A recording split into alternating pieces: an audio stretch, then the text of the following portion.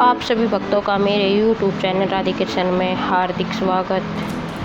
दिन बृहस्पतिवार, तारीख 30 मई 2024, जेठ मास कथा, अध्याय 7। जय श्री हरि विष्णु भगवान की जय। जय शिव शंकर भोलेनाथ की जय। बलि चक्रवर्ती सुतल लोक में पहुंचकर पाताल सम्राट के रूप में प्रतिदिन विष्णु के चरणों की अर्चना करने लगे।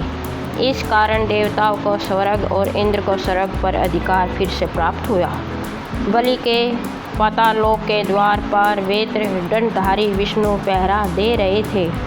उन्हीं दिनों रावण सूतल पर विजय पाने के लिए पहुंचा। वह इस विचार से पाताल लोक में प्रवेश करने लगा कि आखिर यह बौना मेरा क्या बिगाड़ सकता है। तब विष्णु ने विशाल रूप धर कर अपने पैर के नाखून से रावण को रोका। रावण लंका पर जा गिरा और बेहोश हो गया। इसके बाद उसने कभी पाताल की ओर आँख उठाकर देखने की हिम्मत नहीं की।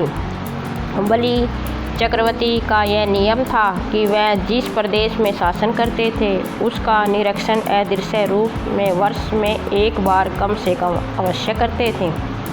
इसी विचार से पृथ्वी पर अपने सुसंपन्नता एवं शांतिपूर्ण शासन तथा वहाँ के सहस्य सामान्य फसलों का वह निरीक्षण करने आए। वह सहयोग को पुष्टि और जीवनी शक्ति प्रदान करते, कृत्रिम कीटों से उनकी रक्षा करते। उनके स्वागत के रूप में दीपावली पर्व मनाया जाता। दूसरे दिन बलि प्रथमा के रूप में उनकी पूजा की जाती। वामन की त्रिविक्रम आकाश विजय के चिन्ह के रूप में आकाश दीप सजाया जाता। दक्षिण महासमुंदर में बलि चक्रवर्ती के पृथ्वी पर पहुंचने के द्वार के रूप में एक द्वीप उत्पन्न हुआ जो बाली द्वीप के नाम से प्रसिद्ध है। बलि चक्रवर्ती के वंशज पल्लव राजाओं ने उनके नाम पर शिल्प चित्रों के वैभव के साथ महाबलीपुरम का निर्माण किया। कांचीपुरम में त्रिविक्रम वामन अवतार की मूर्ति प्रतिष्ठित की।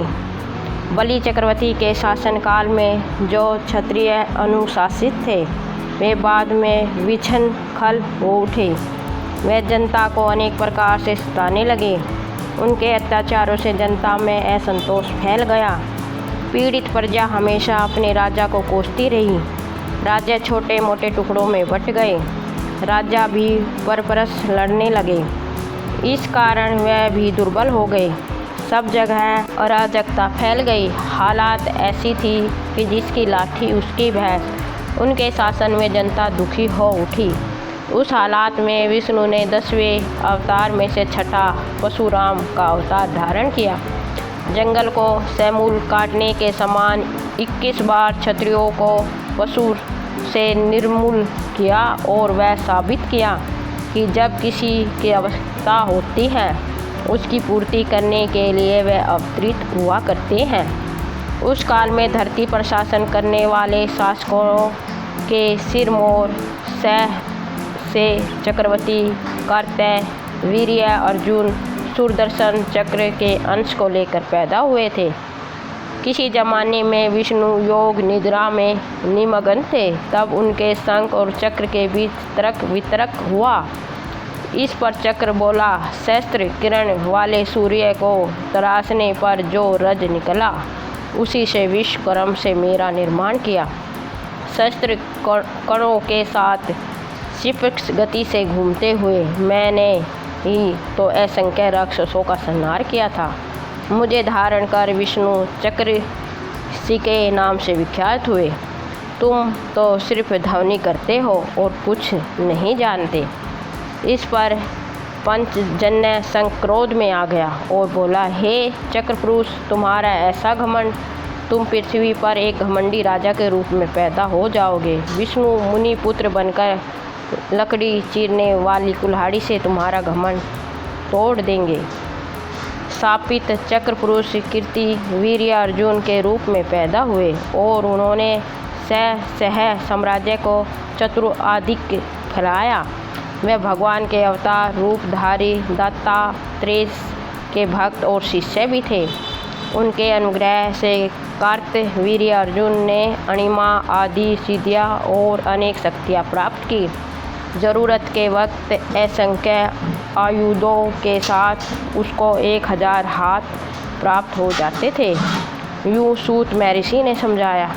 इस पर नेमि पाषाण के मुनियों ने पूछा, सूत मुनियर, दत्तात्रेय विष्णु के अवतार ही तो थे, पर हम यह नहीं जानते कि भगवान विष्णु दत्तात्रेय कैसे कहलाए और क्यों। इसलिए हम दत्तात्रेय की कहानी सुनने। अत्रि महर्षि ने पुत्र की कामना से भगवान के रूप में विष्णु का स्मरण करते हुए घोर तपस्या की। विष्णु अपने साथ ब्रह्मा और शिव जी को लेकर प्रत्यक्ष हुए और महर्षि से बोले, अत्रि महर्षि, मैं तुम्हारा दत्त बन गया हूँ। हम तीनों एक हैं, इसलिए त्रिमूर्तियों के अंशों में से तुम्हारा पुत्र बनूंगा और दत्तात्रेय के नाम से पुकारा जाऊंगा। यूँ कहकर वह ब्रह्मा और शिवजी के साथ अदृश्य हो गए।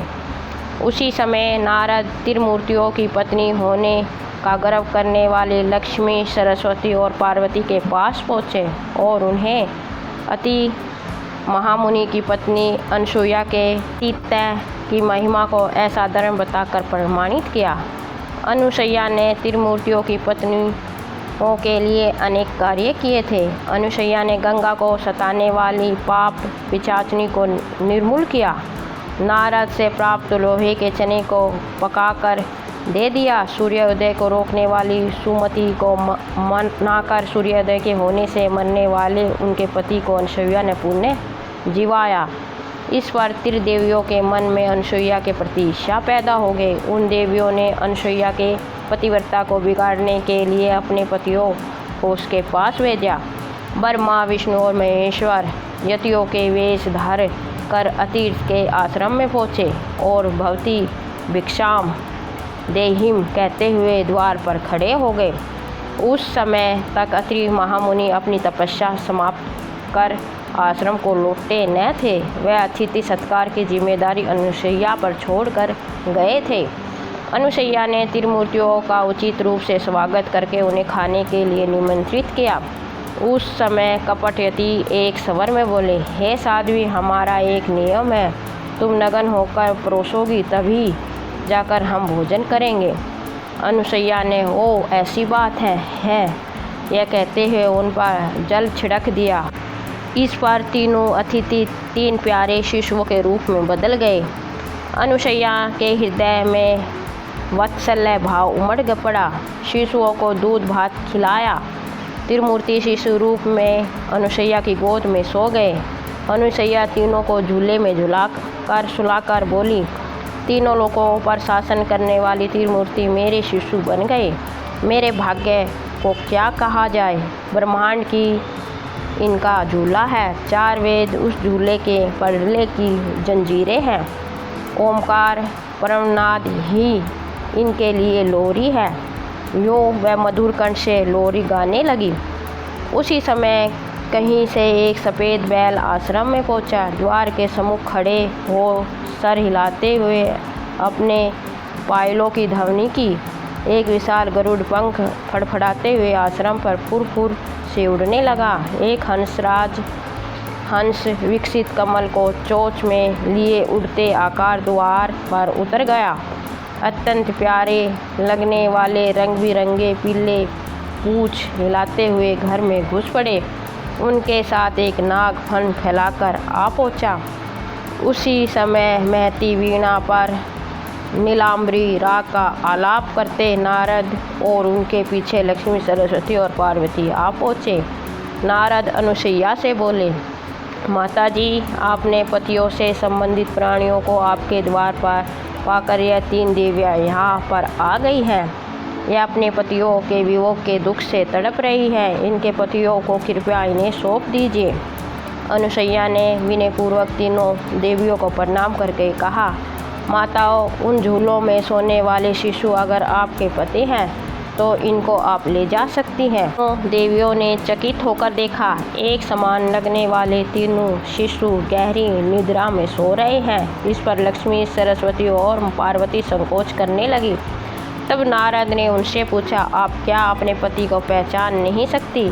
आप लज्जाए नहीं, जल्दी गोद में उठा लीजिए। देवियों ने जल्दी से एक एक शिशु को उठा लिया। वे शिशु एक साथ त्रिमूर्ति के रूप में खड़े हो गए। तब उन्हें मालूम हुआ कि सरस्वती ने शिव जी को, लक्ष्मी ने ब्रह्मा को और पार्वती ने विष्णु को उठा लिया है। तीनों देवियाँ शर्मिंदा होकर दूर जाकर खड़ी हो गई। इस पर ब्रह्मा, विष्णु, महेश्वर इस तरह सटकर खड़े हो गए मानो तीनों एक ही मूर्ति के रूप में मिल गए हों। उसी समय अतिरिक्त महर्षि अपने घर लौट आए। अपने घर त्रिमूर्तियों को पाकर हाथ जोड़ने लगे। तभी ब्रह्मा, विष्णु और महेश्वर ने एक होकर दत्तात्रेय रूप धारण किया। मध्य भाग में विष्णु तथा एक और ब्रह्मा और दूसरी तरफ शिव के मुख के साथ हाथों में शंख, चक्र, गदा, पद्म, त्रिशूल व कमंडल तथा कंधे पर लटकने वाले भिक्षा पात्र सहित त्रिमूर्ति के रूप में विष्णु दत्तात्रेय का अवतार लेकर अदिति के और अनुसुईया के पुत्र बने। कार्तिवीर्य अर्जुन दत्तात्रेय की पूजा करके महान शक्तिशाली बनकर विशाल सेना को लेकर विजय यात्रा पर चल पड़े। जमदग्नि महर्षि के पुत्रों में राम आखिरी व्यक्ति थे। सदा कुल्हाड़ी लिए हुए आश्रम में जनपदों का निर्माण करने तथा जमीन को खेती के लायक उपजाऊ बनाने के लिए जंगलों को काटना ही उनका प्रमुख कार्य था। हिमालय में तपस्या करके उन्होंने शिव जी को प्रसन्न किया। शिव जी ने उनको बड़ा ही प्रभावकारी पशु प्रदान किया। उस परशु को धारण कर वे परशुराम कहलाए। भृगु वंशज होने के कारण भार्गव राम नाम से विख्यात हुए। एक समय परशुराम की माता रेणुका देवी नदी के तट पर गई और देर तक न लौटी। जमदग्नि ने अपनी दिव्य दृष्टि से पत्नी को देखा और समझ गए कि वह उस वक्त क्या कर रही है। चित्ररथ नामक गंधर्व अप्सराओं के साथ जल क्रीड़ा कर रहा था। रेणुका तन्मय होकर उस विलास को देख रही थी। इस पर जमदग्नि क्रोध में आ गए। अपनी पत्नी को लौटने पर जमदग्नि ने पुत्रों को बुलाकर माता का सर काटने का आदेश दिया। परशुराम ने के भाई यह जघन्य कार्य करने को तैयार न हुए। जंगल से लौट कर आए हुए परशुराम को देख जमदग्नि ने उनको आदेश दिया कि वे अपनी माता और भाइयों को काट डाले। परशुराम ने इसका प्रतिरोध किए बिना अपने भाइयों तथा माता के सिर काट डाले। जमदग्नि ने प्रसन्न होकर पूछा, बेटा तुम कौन सा वर चाहते हो, मांग लो। भाइयों तथा माता जी को जीवन दान। परशुराम ने जमदग्नि से वर मांगा। जमदग्नि ने उनको पुनर्जीवित कर दिया। अपनी तपो महिमा के प्रति परशुराम के विश्वास तथा उसकी सूक्ष्म बुद्धि पर जमदग्नि प्रसन्न हुए और आशीर्वाद दिया।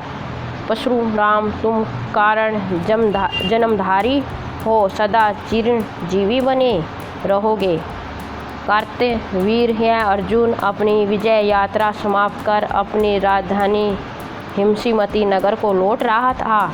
उसी मार्ग पर जमदग्नि का आश्रम था। उस समय राजा व सैनिक बहुत ही भूखे थे। जमदग्नि ने कामधेनु अंश वाली अपनी होम धेनु की वजह से उन सबको भारी बोझ दिया। वह गाय जो चीज़ चाहे असंख्य लोगों को भी देने की क्षमता रखती थी। कार्तिवीर्य ने सोचा कि ऐसी गाय उसके पास रहे तो सैनिकों के लिए आहार की समस्या हल हो सकती है। इस लोभ में उसने सैनिकों को आदेश दिया कि वह उस गाय को महिषमती नगर में हाँक कर ले आए। इस पर जमदग्नि ने उनका विरोध किया। तब दुष्ट सैनिक उनको जमीन पर ढकेल कर गाय को खींच कर ले गए। जमदग्नि मृत व्यक्ति के समान धड़ाम से नीचे गिर पड़े। रेणुका देवी अपने पति के शरीर पर पछाड़ खाकर रोने लगी। उसी समय परशुराम वन से आश्रम लौटे और इस घटना का समाचार सुनकर क्रोध से पागल हो उठे और अपना पशु चमकाते हुए महिषमती नगर की ओर चल पड़े। इसी बीच महर्षि भृगु घूमते हुए जमदग्नि के आश्रम में आए। उन्होंने रेणुका देवी को दिलासा दिलाया और योग बल से मरते हुए जमदग्नि ऋषि को फिर से जीवित कर दिया। उधर महिषमती नगर में सैनिक धेनु को निर्दयतापूर्वक पीट रहे थे, क्योंकि उनकी इच्छा के अनुसार अब वह वस्तुएं नहीं दे रही थी। तभी प्रलय लाने वाले रुद्र के समान परशुराम वहां पहुंच गए। सैनिक भय से तितर बितर हो गए। धेनु की पीठ पर हाथ रखकर उन्होंने उसे प्यार किया और निर्भय होकर आश्रम में लौट जाने को कहा। धेनु आश्रम की ओर भाग पड़ी। इसके बाद परशुराम राजा के महल के पास पहुंचकर उसे ललकारने लगे। कार्तवीर्य ने पहले समझाया कि परशुराम कोई साधारण मुनि कुमार होगा, किंतु जब उनकी वीरता के बारे में मालूम हुआ तो वह अपने हजारों हाथों से परशुराम पर टूट पड़ा। परशुराम ने कार्तवीर्य अर्जुन के सारे अस्त्र शस्त्र खंडित कर दिए, उसके 1000 हाथों की शाखाओं की तरह काट डाला। कार्तवीर्य बेजान धड़ के समान पृथ्वी पर गिर पड़ा। उस समय उसे स्मरण हुआ कि वह तो चक्र पुरुष है और शापवश उसने यह जन्म धारण किया है। परशुराम को विष्णु का रूप मानकर मन ही मन उन्हें प्रणाम किया और सुदर्शन चक्र में विलीन हो गया। परशुराम जब अपने आश्रम में लौट आए तथा पिता को जीवित पाकर उन्हें कार्तवीर्य की मृत्यु का समाचार सुनाया। यह सुनकर उसके पिता जमदग्नि ऋषि बोले, तुमने जो काम किया है वह मानवों के लिए उचित नहीं है। इसके प्रायश्चित के रूप में तुम्हें तप करना होगा। पिताजी, राजा जब अपने कर्तव्य को भूलकर पाप करने लगता है तब उसे दंड देने का अधिकार सबको है। मैं तपस्या आपका आदेश समझकर करूँगा, प्रायश्चित के रूप में नहीं। यह कहकर परशुराम तपस्या करने चले गए। इधर कार्तवीर्य के 1000 पुत्र ऐसे क्षत्रियों को संगठित करके जमदग्नि ऋषि के आश्रम में टूट पड़े। उस समय जमदग्नि समाधि में लीन थे। सैनिकों ने ऋषि का सिर काट कर दूर फेंक दिया। रेणुका देवी ने पहले रक्षा के लिए परशुराम को 21 बार पुकारा और फिर छाती पीट करती हुई अपने पति के धड़ पर गिरकर बिलक बिलक कर रोने लगी। जमदग्नि का सिर लुढ़कते लुढ़कते कुछ दूर जाकर 2 शिलाओं के बीच अटक गया। क्षत्रियों ने आश्रम में आग भी लगा दी। आग की उन लपटों में रेणुका देवी अपने पति के धड़ के साथ जलकर भस्म हो गए। उधर परशुराम जंगल में तप कर रहे थे। अचानक उनके कानों में अपनी माता की पुकार 21 बार गूंज उठी। इससे अशुभ संकेत समझ वह एक ही छलांग में आश्रम को लौट आए। उस समय आश्रम धू धू कर जल रहा था। उनके माता पिता भस्म हो चुके थे। सह क्षत्रिय आश्रम वासियों तथा ग्रामीणों को क्रूरतापूर्वक लूट मार रहे थे। यह सब देखकर परशुराम की आंखों में प्रलय की लपट उठने लगी। उन्होंने शिव जी का ध्यान करके अपने पशु को हाथ में लिया और उन क्षत्रियों को कंटली झाड़ियों की तरह काटने लगा। इसके बाद शिलाओं के बीच फंसे अपने पिता के सिर को छाती से लगाकर परशुराम बोले, मेरे हृदय की ज्वाला से मेरे आंसू सूख गए हैं। मैं क्षत्रियों के रक्त से आप कर्तव्य करूँगा और उनके रक्त में आपका सिर डुबोकर आपकी अन्योन्येष्टि क्रिया करूँगा। ऐसा कहकर परशुराम एक ऊंची शिला पर चढ़ गए और उन्होंने पशु को ऊपर उठाकर गरजते हुए 21 बार प्रतिज्ञा की, मैं इस पशु से पृथ्वी पर के सभी क्षत्रियों का अंत कर डालूँगा। उनकी भयंकर ध्वनि से दिशाएं गूंज उठी। उनकी इस भीषण प्रतिज्ञा को सुनकर ब्रह्मा तथा सभी ऋषि महर्षि वहां आ गए और परशुराम को शांत हो जाने का उपदेश दिया। महर्षि भृगु ने कहा, बेटा, भगवान स्वयं दुष्टों को दंड देंगे और साधु संतों की रक्षा करेंगे। हम ऋषि मुनियों को यह शोभा नहीं देता। इस पर परशुराम बोले, जब मनुष्य अपना कर्तव्य भूलकर दूसरों पर अत्याचार करने लगता है और जब उसका दुराचार अंतिम सीमा तक पहुंच जाता है, तब हम लोगों में से ही किसी में भगवान प्रकट होते हैं और पापियों को सजा देते हैं। आप मेरे पितामह हैं, समझ लीजिए कि मैं भी एक ऐसा ही व्यक्ति हूँ। यूँ कहकर परशुराम हिमालय की कैलाश चोटी पर तपस्या करने चले गए। शिव जी तपस्या में प्रसन्न होकर प्रकट हुए। इस पर परशुराम बोले, शिव जी की आज्ञा के बिना चिट्ठी तक नहीं काटती। आप तो लय पुरुष हैं, सब कुछ जानते हैं, इसलिए आपको कुछ कहने की आवश्यकता नहीं है। आप मेरी प्रतिज्ञा जानते हैं, कृपया उसे पूर्ण करने के लिए आवश्यक बल प्रदान कीजिए। शिव जी परशुराम को अनेक अस्त्र शस्त्र के साथ एक दिव्य अस्त्र देते हुए बोले, यह तुम्हारे नाम पर संसार में भागरवास्त्र के नाम से प्रसिद्ध होगा। तुम विशेष कारण से मानव देह में जन्म लेने वाले अवतार पुरुष हो। जाओ, तुम्हारे कार्य में कोई बाधा नहीं आएगी। इसके बाद परशुराम गोलोक में कृष्ण के रूप में रहने वाले विष्णु के पास गए। कृष्ण ने उन्हें कृष्ण कवच के साथ अपनी शक्ति भर कर एक दिव्य धनुष भी दिया और कहा कि राम अवतार में यह धनुष तुमसे वापस ले लूँगा। इस प्रकार देवताओं से दिव्य अस्त्र लेकर परशुराम ने क्षत्रियों का संहार करना शुरू कर दिया। राजाओं के दुश्मन और अत्याचार से पीड़ित प्रजा ने परशुराम का साथ दिया। कार्तवीर्य के पुत्र तथा सभी हैस्य वंश के क्षत्रिय नगर छोड़कर भाग गए। परशुराम ने अग्नेस्त्र अस्त्र और मैसीमती नगर को जला दिया। 21 दिनों तक वहाँ में आग की लपटें उठती रही। सहृदय राजाओं की राजधानी जलकर राख हो गए। कार्तवीर्य के हजारों बेटों ने तथा अन्य हैस्य क्षत्रियों ने देश के सभी राजाओं का संगठन कर परशुराम का सामना किया, किंतु परशुराम ने बलि के पशुओं के समान सबके सिर उड़ा दिए। फिर उनके रक्त से 5 कुंडों को भरकर उसमें अपने पिता जमदग्नि के सिर को नहलाया। इस प्रकार परशुराम ने पिता का तर्पण कर उनका अग्नि संस्कार पूरा किया। जहाँ परशुराम ने रक्त के 5 कुंड बनाए थे, उस स्थान का नाम समनत पंचक था। बाद में वही स्थान कुरुक्षेत्र के रूप में प्रसिद्ध हुआ। पिता का श्राद्ध करने के बाद परशुराम पुण्य क्षत्रियों का संहार करने निकल पड़े। ढूंढ ढूंढ कर जहाँ भी वे मिले सबको मार डाला। क्षत्रियताओं ने अपने शिशुओं को ब्राह्मणों के घरों में छिपा दिया। आत्मरक्षा के लिए स्वयं भी ब्राह्मणियों का वेश धारण कर लिया। ब्राह्मण परिवार के शरण में रखे गए क्षत्रियों ने बड़े होकर फिर से अपने राज्य का विस्तार किया, किंतु परशुराम ने फिर सारे देश में ढूंढ ढूंढ कर उन्हें मार डाला। इस प्रकार उन्होंने 21 बार क्षत्रियों का निर्मूल कर दिया और अंत में प्रतिज्ञा पूरी कर अपने अधीन की सारी धरती का सबको दान में दे दी। फिर स्वयं दक्षिण समुद्र में स्थित महेंद्र पर्वत पर तपस्या करने चले गए।